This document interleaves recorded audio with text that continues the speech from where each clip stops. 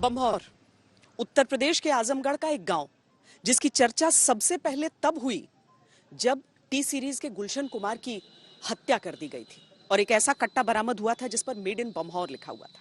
नमस्कार, मैं हूं श्वेता सिंह और आज श्वेत पत्र में हम आपको कानून व्यवस्था के उन हालात में लिए चलेंगे जहां पर कट्टे से कलाशनिकोव तक का सफर हम आपको दिखाएंगे।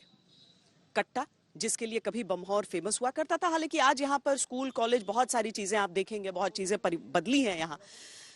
और कलाशनिकोव यानी कि वो एके राइफल्स जिनका उत्पादन शुरू हो रहा है अब अमेठी में। लेकिन इस दायरे में कानून व्यवस्था क्या हाल उसका है? अपराधियों की बात अगर होती है, अपराध की बात होती है, जुर्म की बात होती है, सुरक्षा की बात होती है, तो उसकी हकीकत क्या है? आज इन सारी चीजों पर पेश है श्वेत पत्र।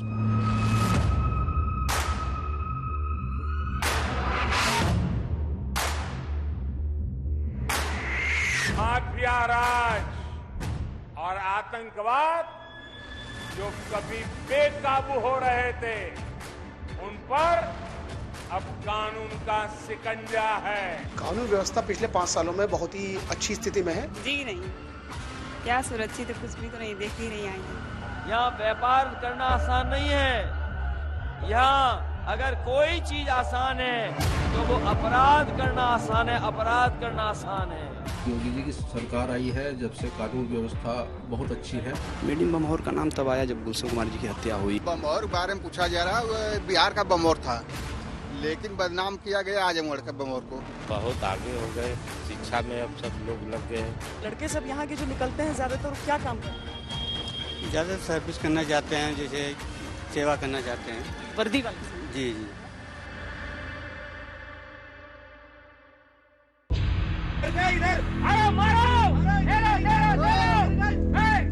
यूपी की ठाई ठाई वाली पुलिस यूपी की धाए धाए वाली पुलिस बनती चली गई।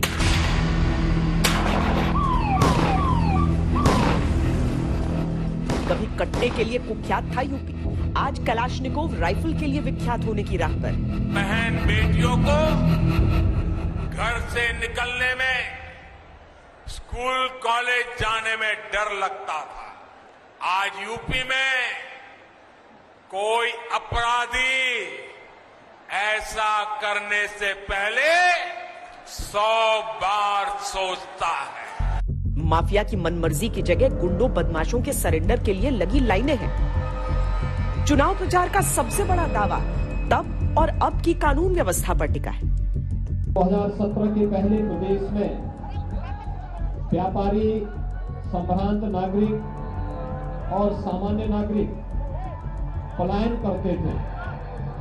प्रदेश की प्रगति अवरुद्ध हो गई थी, लेकिन 2017 के बाद अपराधी पलायन कर रहे हैं। पर अवैध कट्टे से लेकर डिफेंस कॉरिडोर की यात्रा में क्या सचमुच यूपी की कानून व्यवस्था संभल चुकी है? 5 साल पहले जितनी खराब थी, आज बहुत अच्छी स्थिति है। आज जब बेटी शाम को पढ़ के देरी से घर आती है तो उसकी माँ खुश है, उसे ये चिंता नहीं है कि आज मेरी बेटी के साथ कोई रास्ते में परेशानी है। कानून व्यवस्था में बहुत काम करने की दरकार है यूपी में, जो सरकार अभी तक शायद पूरी तन्मयता से नहीं कर पाई। उत्तर प्रदेश की कानून व्यवस्था के हाल को समझने की प्रक्रिया लंबी है और हमने इस सफर की शुरुआत की उस जगह से जिसे यूपी के कट्टे की जन्मभूमि माना गया, आजमगढ़ जिले का बम्हौर। किस चीज के लिए जाना जाता था? इसे स्कूल के लिए जाना जाता है। स्कूल ही के लिए जाना जाता है और कट्टा के लिए भी फेमस। ये तो कोई बोल ही नहीं रहे थे। कट्टा के लिए फेमस था? जी जी जी। बहुत बनता था यहाँ पे जी। आप तो देखे होंगे पहले से? जी। पहले था, अब सब कुछ बंद हो गया, अब ऐसा कोई बात। सुना सुनाया है सब? हाँ जी जी जी। ऐसा बना करता था, ऐसा सुना सुनाया। अब सब ठीक हो गया यहाँ पे? अच्छा है अब सब ठीक है मैम। अच्छा, स्कूल बन गया, कॉलेज बन गया? हाँ बन गया। तो आप लोग नौकरी करते हैं अभी? क्या पढ़ाई करते हैं। क्या नौकरी करना है? अभी तो इन पुलिस का तैयारी करेंगे, इसके बाद आर्मी का भी। आर्मी का भी? कट्टा पुरानी चीज हो गई, अब सब अच्छे से? जी, कट्टा तो यहाँ बन नहीं रहा था। ये तो जो है कहने के लिए है कि बम्हौर में कट्टा बन रहा था। कट्टा कहीं और बन रहा था। Made in Bamhaur? यहाँ कोई मारा गया और यहीं पकड़ा गया इसकी वजह से यहाँ का नाम जो है बदनाम करके जो है बमहोर का नाम बदनाम हो गया। हाँ, जो गुलशन ग्रोवर का जो हत्याकांड हुआ था उसका कट्टा बमहोर बिहार का पकड़ा गया था, लेकिन यहाँ का नहीं, बदनाम किया गया था आजमगढ़ के बमहोर को। कट्टा यानी देसी बंदूक, जिसके लिए लाइसेंस की आवश्यकता नहीं होती। एक समय था जब मेड इन बमहोर कट्टे की बहुत डिमांड हुआ करती थी। नदियां हैं तो बगल में जंगल थे, तो उसी जंगल में लोग देसी तरीके से अपना हथियार बनाते थे और वो हथियार जो है मेड इन बमहोर के नाम से फेमस हुआ और बाद में ये गांव उतना प्रसिद्ध हो गया उसी चीज़ों के लिए। कभी भी अवैध कारोबार के लिए हमेशा एक नदी वाला इलाका ढूंढा जाता है और यहाँ पर ये टोंस नदी को इसीलिए चुना गया था कि इसके इर्द गिर्द ही उन कट्टों का निर्माण किया जाता था, ताकि अगर पुलिस दबिश दे तो दो थानों के बीच में फंस कर रह जाए। इन्हीं खेतों में बताया जाता है कि किसी तरीके से छुपाया जाता था या फिर इस नदी में फेंक कर और पार कर दिया जाता था, पुलिस जिस ओर आए उस ओर से, और उस तरह से ये कारोबार चलता था। लेकिन आज की तारीख में तस्वीर यहाँ की भी बहुत अधिक बदल गई है। तस्वीर कुछ इस हिसाब से बदली है कि यहाँ के नौजवानों को रोजगार मिला, कुछ बाहर की ओर निकले, कुछ यहीं पर बने हुए चीनी मिल में कार्यरत रहे, लेकिन उस अवैध कट्टे के कारोबार से सबने तौबा कर ली।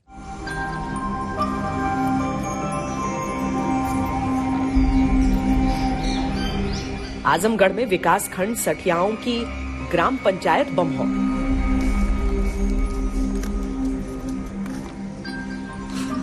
एक दौर रहा जब इस बमहोर में अवैध असलहों का कारोबार कुटीर उद्योग का रूप ले चुका था। लोगों ने पैसा कमाने के लिए कट्टा कारोबार को अपना लिया था। अपराधियों से लेकर शौकिया लोगों के लिए ये गांव हथियार फैक्ट्री बन गए। अब से 25 साल पहले बमहोर से ही निकले तमंचे ने पूरे देश को चौंका दिया था। 12 अगस्त 1997 गुलशन कुमार की हत्या की जांच में पुलिस के लिए बमहोर का नाम एक पहेली था, क्योंकि हत्या में प्रयुक्त तमंचे पर लिखा था मेड इन बमहोर। पहले बमहोर को दुनिया के नक्शे पर ढूंढा गया, बाद में पता चला ये यूपी के आजमगढ़ की एक ग्राम पंचायत है। मेड इन बमहोर का नाम तब आया जब गुलशन कुमार जी की हत्या हुई और 1997 का ये दशक रहा, जब हम लोग बहुत छोटे थे। तो 1997 में जब मेड इन बमहोर रहा, फिर उनको मेड इन बमहोर को ढूंढा गया कि पूरी दुनिया में क्या कोई देश है। फिर देश के बाद लोगों ने ढूंढा कि कहीं जिला मिल जाए, पता चला नहीं एक गाँव है और आजमगढ़ का एक गाँव है। फिर मुंबई पुलिस उसको तलाशते हुए इस गाँव में आई, मुंबई पुलिस ने, और बाद में ये गाँव उतना प्रसिद्ध हो गया उसी चीज़ों के लिए। प्राचीन इतिहास चाहे जितना भी समृद्ध रहा हो, लेकिन वर्तमान में एक कलंक से बोझिल जरूर रहा। जिस तरीके से आतंकी हमले में कहीं भी चाहे हिंदुस्तान में हुआ हो वो हमला, उसके तार आजमगढ़ से जुड़ जाते, आतंकियों के पते का एक सिरा आजमगढ़ से जुड़ जाता। उस कलंक को धोने के लिए उस समृद्धि, उस विकास की आवश्यकता यहां पर रही। आज की तारीख में आजमगढ़ भी छटपटाता है आगे बढ़ने के लिए और उस पहचान को आगे रखने के लिए जो कहीं उस अपराध की छवि के पीछे छुप गया हो। कट्टा कल्चर में बमहोर की भूमिका अब यहाँ किसी को कम याद है या किसी को बिल्कुल नहीं, लेकिन क्या ये इलाका यूपी की कानून व्यवस्था के लिए अब भी चुनौती है? बमहोर गांव वैसे कोई उस तरह से नहीं है, वो थोड़ा सा कट्टा में बदनाम हो गया था, लेकिन अब तो 20-25 साल हो गया। और अब लड़के जो है वो क्या अब अपनी बहुत आगे हो गए, शिक्षा में अब सब लोग लग गए, वो सब चीज एकदम बिल्कुल खत्म हो गई। लड़के लड़कियां सब पढ़ रहे हैं। यहाँ करीब में स्कूल हो गया, उसे और पढ़ाई में सुविधा मिल गई और उन लोगों के बच्चे तो और ज्यादा प्रोग्रेस किए। हाँ, इसलिए क्या करते हैं?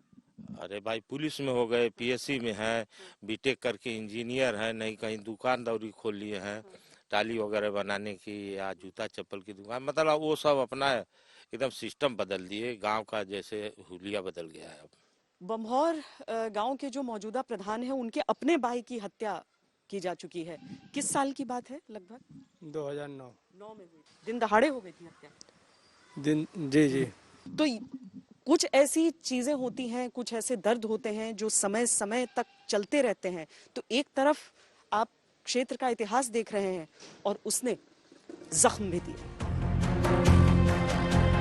जीता यादव आजमगढ़ शहर के रहने वाले हैं। अंडरवर्ल्ड और टेरर फैक्ट्री के रूप में जब इस हिस्से को जाना जाता था, तब उन्होंने अपना इकलौता बेटा अपराध की भेंट चढ़ते देखा। क्या हुआ था? और कुछ नहीं, उसके दोस्त थे, वहीं खाना पीना खाते थे लोग।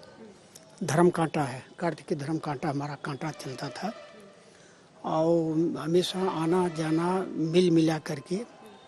उसमें कुछ बाहरी तत्व लोगों को हम लोग पसंद नहीं, कारोबार हमारा अच्छा था, तो उसमें ऋषि मुनि और अंगद यादव अपना हेतुओं को लगा करके मर्डर करवा दिए। उसके बाद से क्या मतलब सब सही है कि धमकियां वगैरह? बराबर धमकियां मिलती हैं सुलह कराने के लिए। अभी 2 तो भीतर हैं, अभी एक मर्डर और कर दिए वो राव बाबा के यहाँ, वो सब कर दिए थे वही और वही हालत की उनका मर्डर कर दिया गया है। आपको भी कर दिया जाए, मुकदमा उठा लीजिए। मैंने होता ना कि हम मुकदमा उठा लीजिए, कमज़ोर है नहीं लड़, मगर मैंने कहा मर जाना मर जाऊंगा, मुकदमा नहीं उठाऊंगा, मुकदमा विचाराधीन है। डर लगता है जब धमकियां मिलती हैं? क्यों नहीं, मेरे पास इकलौता बेटा, मुझे डर नहीं रहेगा? जो मेरी दुनिया उजाड़ दे उससे मैं डरूंगी नहीं। मैं चाहती हूँ तेलिया को और अंगद को सबको सजा हो। जीता यादव के आंसू सूख चुके, लेकिन इंसाफ की लड़ाई अभी बाकी है। उनका दर्द राज्य की कानून व्यवस्था से भी कड़वे सवाल पूछता है। कार्रवाई हुई थी, मतलब पुलिस ने त्वरित किया था या बाद में? अब तो चूंकि वो दबंग आदमी था, अंगद ने दबा दिया पुलिस को ज़्यादा। हाँ, 24 घंटे में भी 2 या 3 महीने के बाद छूट गए और वो धमकियां दे रहे थे इसलिए कि मुकदमा वापस कर लें, हटा लें। हाँ, हमेशा धमकियां यही रहती है। वैसे अवैध असलहों के मामले में एक आंकड़ा अब भी प्रश्न चिन्ह खड़े करता है। पूरे देश में 67,947 अवैध असलहे सीज किए गए। इनमें अकेले उत्तर प्रदेश से 32,776 अवैध असलहे थे, यानी पूरे देश के लगभग 50% अवैध हथियार यूपी से बरामद हुए। पूर्वांचल की इसमें अहम भूमिका पाई गई।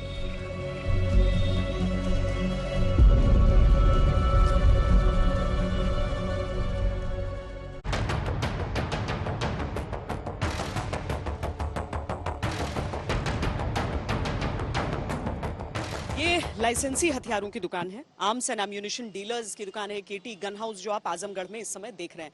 एक समय था जब इस तरह की तमाम दुकानें यहाँ पर रहती थीं, जो शोरूम्स होते थे बड़े बड़े, लेकिन धीरे धीरे समय के साथ ये दुकानें बंद होती गई हैं। इसका बहुत बड़ा कारण है कि नियमों में बहुत ज्यादा सख्ती की गई कि किसे लाइसेंस मिल रहा है और कैसे मिल रहा है।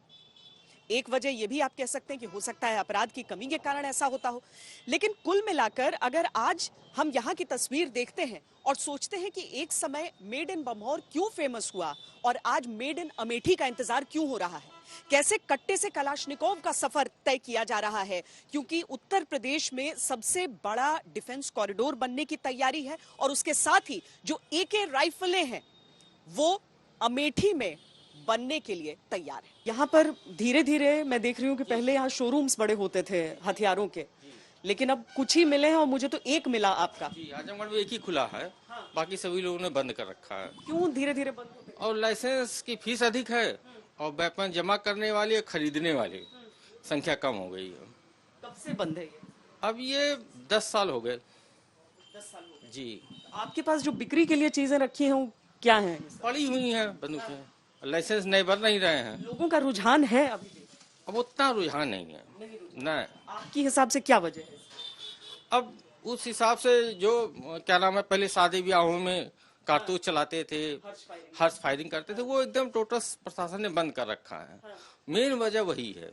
सिर्फ हर्ष फायरिंग की वजह से लोग नहीं खरीद रहे हैं या फिर क्या क्राइम पर कुछ असर पड़ा? नहीं, क्राइम पे बिल्कुल असर है। क्राइम बहुत कम है। जी, उस वजह से बंदूकों की जरूरत नहीं है। कोई जरूरत नहीं है। और अब जो आम चलन था पहले बंदूक लेके घूमना टहलना, वो चलन बंद हो रहा धीरे धीरे।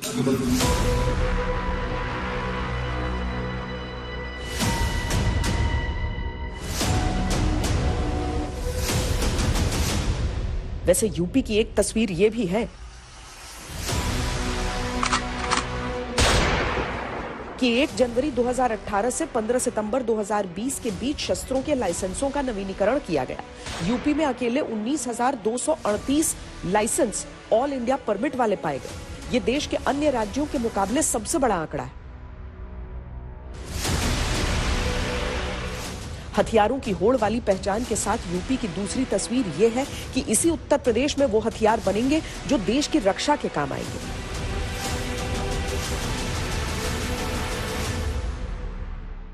केंद्र और यूपी सरकार ने यूपी में डिफेंस कॉरिडोर का ड्रीम प्रोजेक्ट तैयार किया।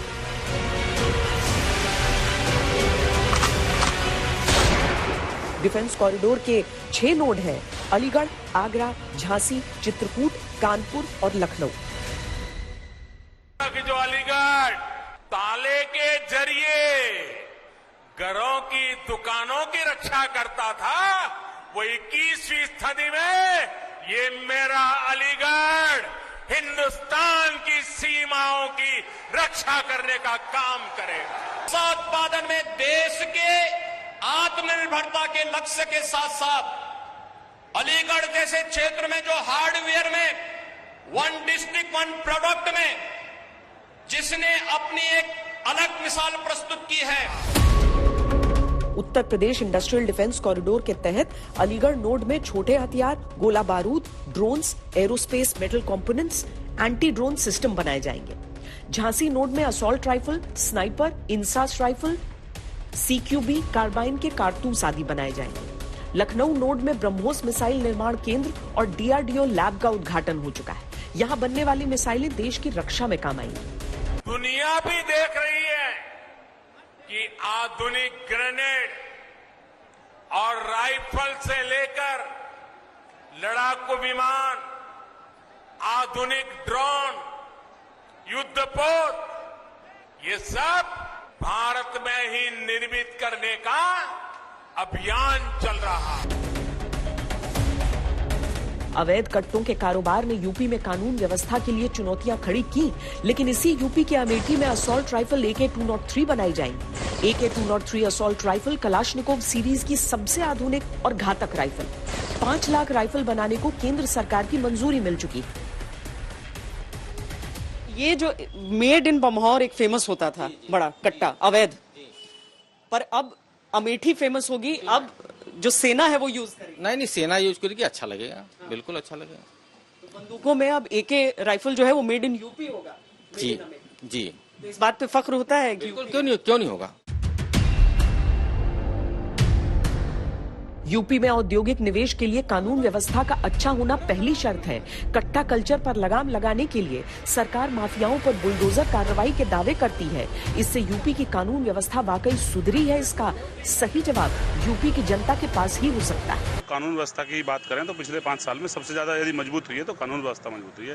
पहली बार देश की आजादी के बाद चोरों ने आके थाने में सरेंडर किया और ये कहा कि मैं अपराधी हूँ और मैंने ये जुर्म किया, मुझे गिरफ्तार कर ले जाए, मेरा चालान काट दिया। जॉब करती हूँ और मैं यहाँ से जब घर जाती हूँ तो यहाँ का एनवायरनमेंट सर बहुत स्ट्रिक्ट है और पुलिस वगैरह हर जगह लगी रहती है, तो हमें कोई प्रॉब्लम नहीं होती। हम घर जाते हैं तो सेफ फील करते हैं। पहले गुंडागर्दी और लड़कियों के साथ छेड़छाड़ और रंगदारी, इस तरह के मामले अब कम देखने में आए। क्राइम कम है तो सब कंट्रोल में है, सब कुछ, कोई ऐसी न्यूज़ सुनने को मिलती नहीं है। अगर हम पहले की बात करें तो पहले कानून व्यवस्था काफ़ी जर्जर स्थिति में थी, जो कि पिछले 5 सालों में काफ़ी सुधार हुआ है। सभी अपने आप को सुरक्षित महसूस कर रहे हैं। कानूनी व्यवस्था सही है, जब भी सब कुछ सही रह सकता है। हर व्यवस्था कानून से ही बनती है। समूचे देश में अगर किसी एक पुलिस बल की सबसे अधिक चर्चा रही तो वो रही उत्तर प्रदेश पुलिस। कभी सही कारणों से, कभी गलत कारणों से, लेकिन उत्तर प्रदेश पुलिस की कार्यशैली, उनकी कार्यक्षमता पर चर्चा जरूर हुई। चाहे ATS द्वारा जिस तरीके से यहाँ पर एक आतंकी हमले को सुलझा लिया गया हो, या फिर दुर्दांत अपराधियों का अंत किया गया हो और उनका जो तरीका इस्तेमाल किया गया। इसीलिए जब हम कानून व्यवस्था की बात करते हैं तो स्वयं उसमें यूपी पुलिस की बात भी जरूरी हो जाती है।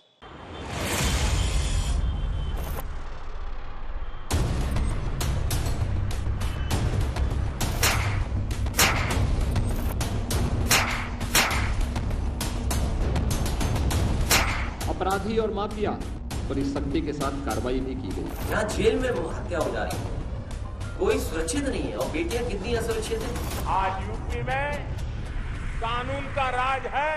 योगी योगी जिंदाबाद। अरे काबा यूपी में काबा रेप अपहरण नेताजी के जाहिर मिजाज बा, रेप अपहरण नेताजी के जाहिर मिजाज बा, काहो भैया काहो बहनी इहे राम राजबा, अरे काबा यूपी में काबा।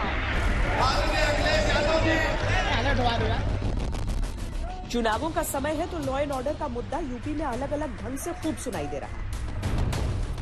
शासन प्रशासन वादे इरादे सब लपेटे में। यूपी में काबा, इसका सही जवाब 10 मार्च को जनता अपने वोट से देगी। इस वक्त तो देखा जाए तो ठीक ही चल रहा है। जो जितने माफिया वगैरह हैं और एंटी सोशल एलिमेंट, उन सब पे कंट्रोल कर लिया गया है। कानून व्यवस्था से जितनी उम्मीद थी सरकार से, वो अपेक्षाकृत उतनी नहीं है।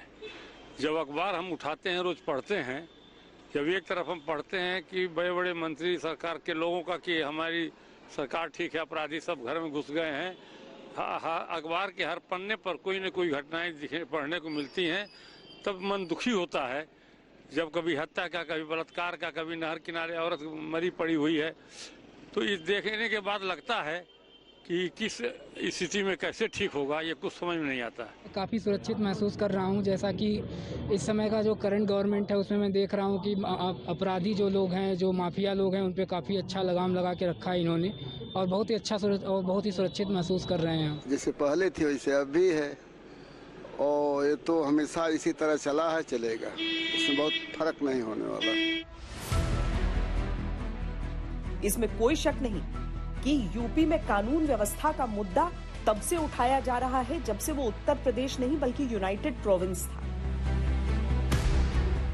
1946 में ब्रिटिश आईजी ने वार्षिक रिपोर्ट में कहा कि यूपी में अपराध तेजी से बढ़ते रहे और संतोषजनक सफलता नहीं मिली।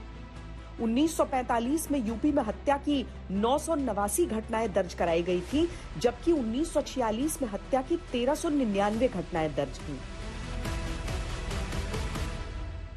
अगर यूपी में बीती 2 सरकारों के कार्यकाल के अंतिम 2 वर्षों में भी देखा जाए तो स्थिति और स्पष्ट होती है। 2015 की अखिलेश सरकार में हत्या की 4732 घटनाएं दर्ज हुई, अपहरण के 11999 मामले, बलात्कार की 3025 वारदात रजिस्टर की गई। 2016 की एसपी सरकार के आंकड़ों के अनुसार हत्या की 4899 रिपोर्ट्स दर्ज हुई, अपहरण के 15,898 मामले सामने आए, जबकि बलात्कार के 4,816 केस दर्ज हुए। बीजेपी ने कानून व्यवस्था को ही अपने चुनावी एजेंडे में सबसे ऊपर शामिल किया था और इस मुद्दे पर 2017 में उसे तगड़ा जन समर्थन मिला। कानून व्यवस्था पर क्या असर पड़ा, ये भी आंकड़ों में दर्ज है। 2017 की योगी सरकार में हत्या के 4,324 मामले आए, अपहरण के 19,921 और बलात्कार के 4,000 से ऊपर केस दर्ज हुए।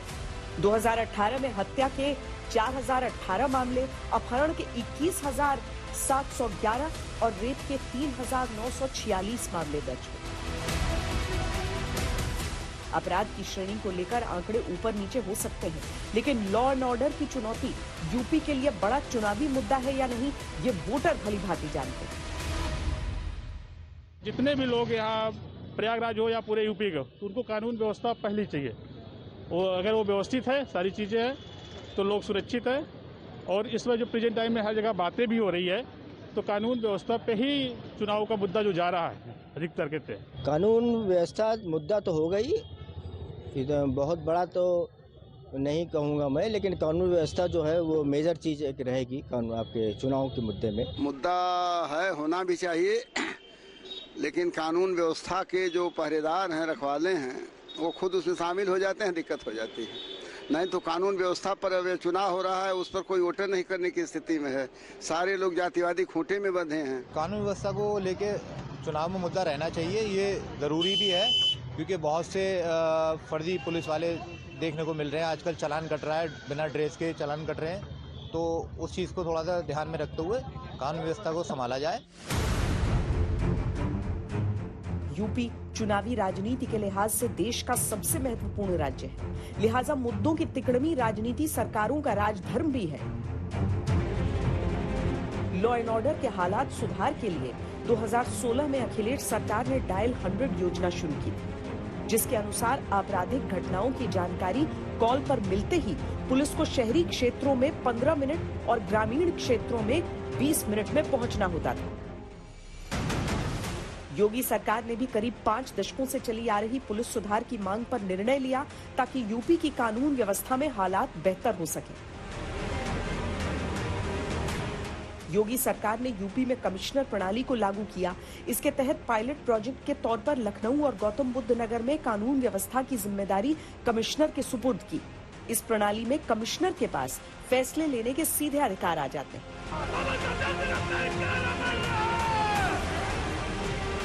हालांकि 2009 में मायावती सरकार ने भी नोएडा और गाजियाबाद को मिलाकर कमिश्नर सिस्टम लागू करने की सिफारिश की थी, लेकिन वो मूर्त रूप नहीं ले सकी। वैसे यूपी की मौजूदा सरकार में पुलिस तंत्र पर हाथरस रेप, लखीमपुर के टकराव, उन्नाव में कुलदीप सेंगर जैसी घटनाओं के बाद आरोप भी खूब लगते हैं।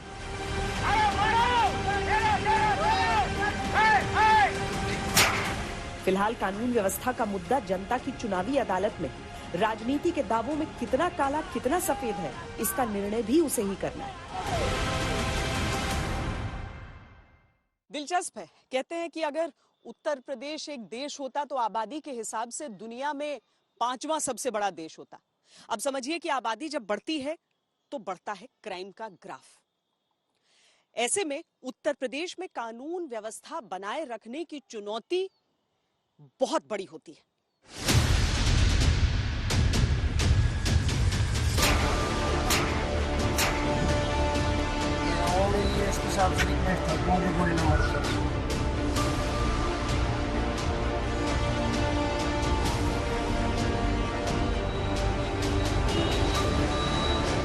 उत्तर प्रदेश आबादी के हिसाब से भी देश का सबसे बड़ा राज्य है। इसीलिए कानून व्यवस्था का सवाल आंकड़ों से नहीं बल्कि आबादी के अनुपात से देखना होगा। हालांकि 2017 से कई ऐसी तस्वीरें सामने आई जिन पर एक तरफ सवाल भी उठे और दूसरी तरफ जनता ने तालियां भी बजाई।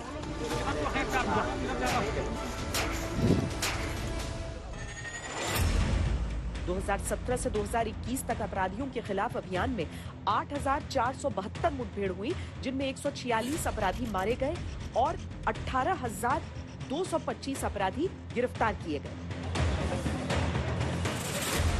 पुलिस के सख्त एक्शन का असर ये देखने को मिला कि कहीं दुर्दांत अपराधी दोनों हाथ ऊपर करके थाने के सामने सरेंडर की अपीलें करते दिखने लगे।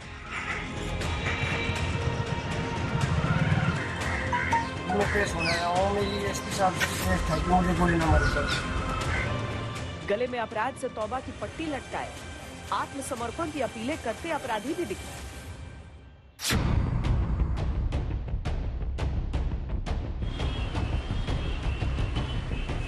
पुलिस की तरफ से जारी आंकड़ों के अनुसार 142 वांटेड अपराधियों ने राज्य में या राज्य के बाहर सरेंडर किया। इसमें ऐसे अपराधी भी शामिल हैं जिनके ऊपर पुलिस ने इनाम रखा हुआ था।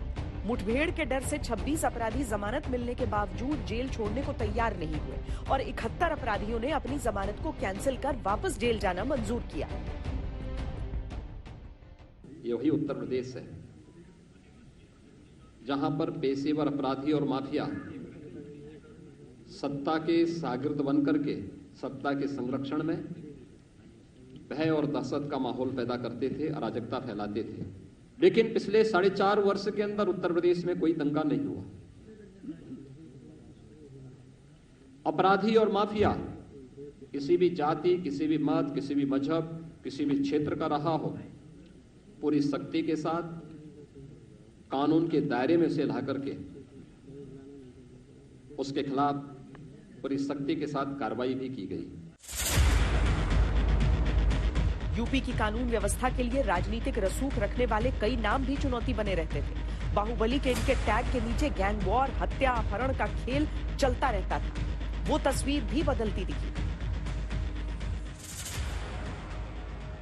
पूरी जो माफिया हैं उन पर लगाम कसी गई है, जो अपराधी हैं उन्हीं के ऊपर ये लगाम कसी गई है। और इस समय जो माफियाओं गुंडों के ऊपर जो कार्रवाई की गई है, जिससे लोग कहते हैं खुले में घूम सकते हैं, जो महिलाएं भी हैं, जो माँ बेटी है हमारे कहते हैं, और बाकी जो बिजनेस करने वाले भी हैं, जिससे वसूली की जाती थी, ये सारी चीज़ें कहते हैं बहुत दूर हो गई है। तो बिजनेसमैन भी बढ़िया है, काम कर रहे हैं। अपराध पे लगाम तो दिख रही है, ज़्यादातर 99% में तो सब सही किया गया। कानून व्यवस्था की वजह से कोई समस्या नहीं आई है व्यापार में, और बल्कि जब से योगी सरकार आई है तब से कानून व्यवस्था ठीक है। लॉ एंड ऑर्डर अच्छा है तो दुकानदार भी निश्चिंत होकर काम करता है, उसको किसी की डर नहीं रहती।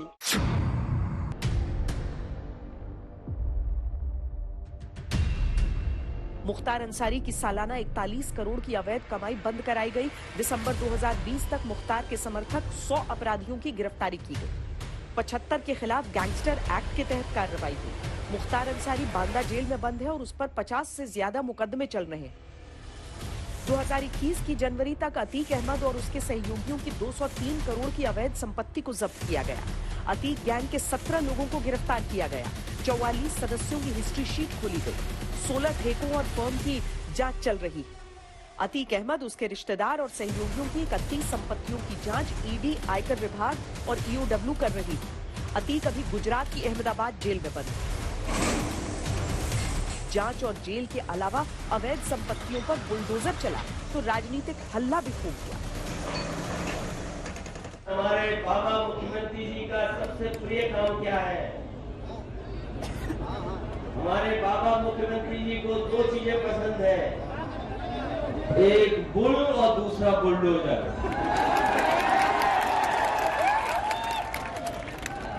एक बुल और दूसरा बुलडोजर। और इस बार बुंदेलखंड की जनता ने तय कर लिया है कि पहले तो स्टीयरिंग बुलडोजर का उनके हाथ में दे दिया था, इस बार जनता अपने हाथ में रखेगी बुलडोजर का हैंडल और भारतीय जनता पार्टी को इतने खिलाफ वोट डालेगी, इतने खिलाफ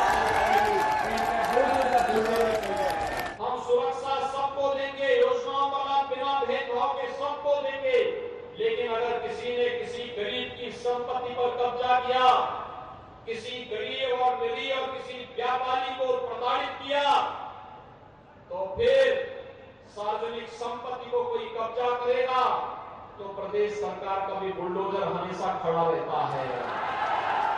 कानून व्यवस्था का मसला सीधे लोगों से जुड़ता है। ये सिर्फ आंकड़ों से नहीं परखा जाता, बल्कि लोग इसे रोज की जिंदगी में परखते हैं और इसीलिए राजनीतिक पार्टियों के प्रचार में इसने जगह पाया है।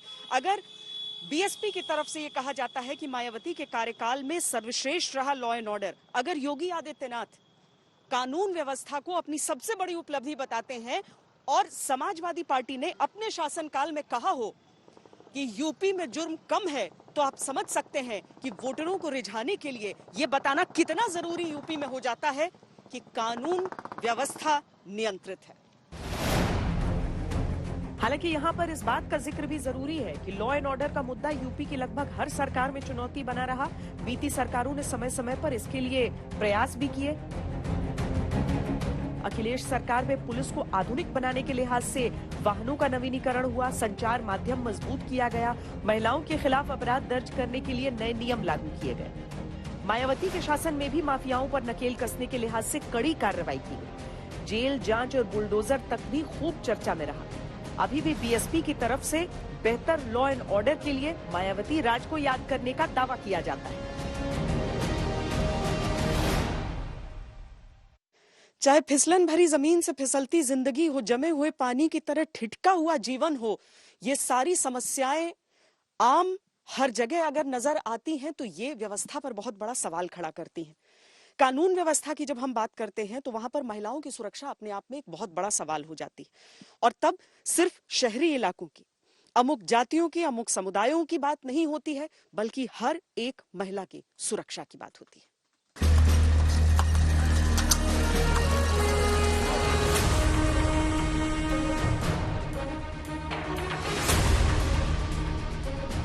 यहाँ पर कितना सुरक्षा रहती है? सुरक्षित है? जी नहीं, क्या सुरक्षित है, कुछ भी तो नहीं, देख ही रही आई है। अब तक तो कोई कुछ बना नहीं है। पढ़ाई अभी जी चल रही है। क्या? बीए में? बीए फाइनल हो गया, एमए। एमए। यहाँ पर कैसा है सुरक्षा व्यवस्था, चीजें बाकी कैसी हैं? सब पहले जैसा वही ना कुछ नहीं बदला है। कुछ नहीं बदला है? नहीं, कुछ नहीं बदला। पानी उनी ये सब ऐसे मिट्टी कच्चा? हाँ, कच्चा यही तरह किसी तरह से है। जब से पैदा हुए तब से तो इसी में देख रहे हैं, इसी तरह चलता रहा है। कुछ नहीं बदला। क्या बदला ये? आप लोग तो शादी करके आई हैं दूसरी जगह से, लेकिन जब से देखे तभी से ऐसे 10 साल से पूरा सुरक्षा व्यवस्था रहती है, सुरक्षित लगता है? नहीं लगता? नहीं, कुछ भी नहीं है। अब जब तक हम लोग जब से पैदा है तब तक यही, आज तक सरकार बदली मगर विकास नहीं आज तक हुआ है। कुछ भी नहीं।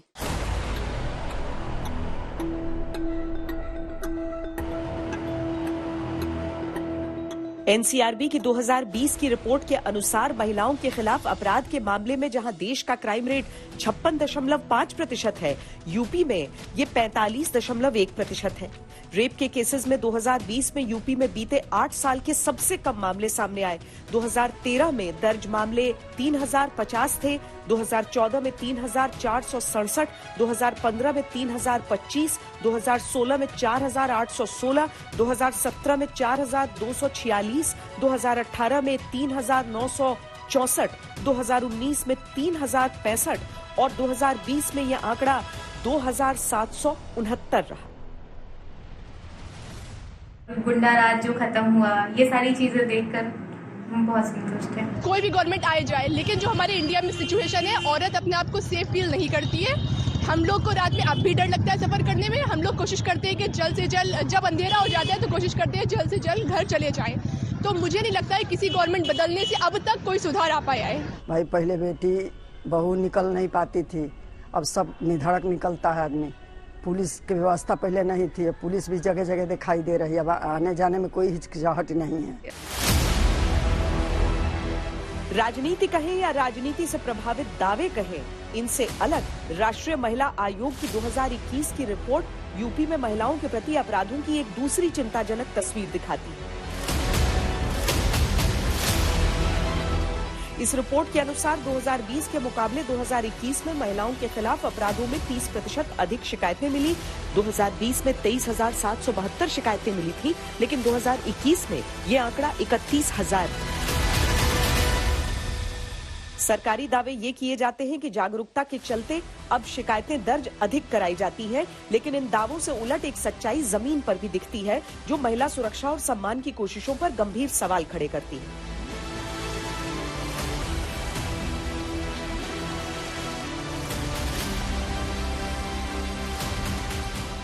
2020 में हाथरस के एक गांव में गैंगरेप की घटना हुई।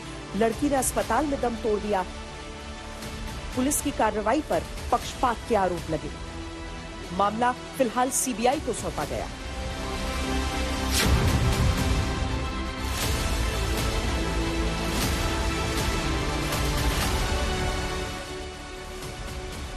यूपी के उन्नाव में बीजेपी विधायक कुलदीप सेंगर पर 2018 में रेप का आरोप लगा। 2019 में जब पीड़िता अपने परिवार और वकील के साथ रायबरेली जा रही थी तो उसकी गाड़ी को एक ट्रक ने टक्कर मार दी। इसमें पीड़िता की चाची और मौसी की मृत्यु हो गई। वकील गंभीर रूप से घायल हुए। इसका आरोप भी कुलदीप सेंगर पर ही लगा। आरोपी विधायक के मामले में ढील देने के आरोप पुलिस पर लगे। महिला सुरक्षा के मामले ने राजनीतिक तूल भी खूब पकड़ा, जो चुनावी माहौल में फिर गर्म। एक गर्मी जो अभी किराना में और मुजफ्फरनगर में कुछ जगह दिखाई दे रही ना, ये सब शांत हो जाएगी इसके बाद। क्योंकि गर्मी कैसे शांत होगी, ये तो मैं मई और जून में भी इसको बहुत शिमला बना देता हूं। चुनावी मुद्दों की बौछार में महिला सुरक्षा और सम्मान का मुद्दा प्रमुखता से सुनाई और दिखाई दे रहा है।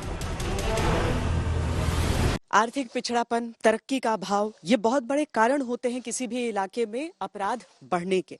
तो सीधे तौर पर अगर देखा जाए तो ये कड़ियां जुड़ती हैं। अगर किसी भी इलाके का विकास होता है, वहां पर तरक्की होती है, अगर बच्चों को वहां पर शिक्षा मुहैया कराई जाती है, तो सीधे सीधे अपराध का ग्राफ जाता है नीचे की ओर। लॉ एंड ऑर्डर का मुद्दा जितना राजनीतिक प्रशासनिक है, उतना ही सामाजिक। समाज का विकास होता है तो कानून व्यवस्था बेहतर होती है। शिक्षा के साथ अपराध का ग्राफ नीचे जाता है। माकूल अच्छी व्यवस्था रहे, कारोबार रहे या स्कूल कॉलेज जैसे अभी है, तो बच्चे अपराध की तरफ नहीं जाएंगे। बिल्कुल नहीं जाएंगे। सबको शिक्षा मिल जाए और रोजगार मिल जाए तो वो कोई करना नहीं चाहता है, न करते हैं। इस समय तो बहुत शांति है। हमारे यहाँ थाने वाले बोलते हैं, प्रधान जी आपका गांव तो इतना शांत है कि बहुत सुकून रहता है, कभी लफड़ा झगड़ा नहीं होता। क्यों? ये शिक्षा का कारण है। जनता को चाहिए एक ऐसा माहौल जहां बेखौफ घरों से निकल सके, जहां सड़क से लेकर मोहल्लों तक शांति रहे, अपराध से लेकर दंगों तक का साया न हो। पढ़ा लिखा हो जाता है, एजुकेटेड हो जाता है तो बट नेचुरल है कि वो आपराधिक प्रवृत्ति की तरफ कम मुड़ता है। भले ही यूपी चुनावों के इर्द गिर्द इस बार पाकिस्तान तक का मुद्दा उठ रहा है, पर हर राजनीतिक पार्टी अगर सबसे ऊंचे सुर में कानून व्यवस्था की ही बात कर रही है तो संकेत साफ है। कानून व्यवस्था का मुद्दा चुनाव प्रचार में भी छाया रहता है। योगी आदित्यनाथ ये कहते हैं कि उनकी सबसे बड़ी उपलब्धि है कानून व्यवस्था को बनाए रखना, उनके कार्यकाल में जुर्म का कम होना। मायावती कहती हैं कि मुझसे कड़ाई से किसी ने नियंत्रण में किया ही नहीं कानून व्यवस्था को, तो जब सत्ता में थे अखिलेश यादव तो उनके प्रचार का सिरा जुड़ जाता था कानून व्यवस्था थे, और वो कहते थे कि यूपी में दम है क्योंकि जुर्म यहां पर कम है।